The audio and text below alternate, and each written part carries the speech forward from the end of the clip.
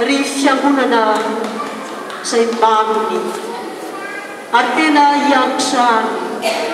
hoy ny lohany mpiandry ny fiangonana no andry fiangonana eto an-tany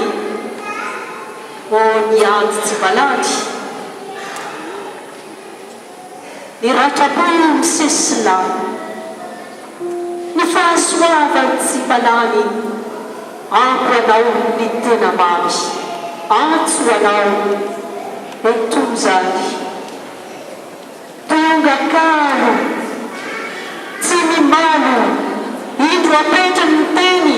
antso tery teny aoka indrindra hoso ireny aoka iaino aoka ino aoka naiky izay omeny antso ho anao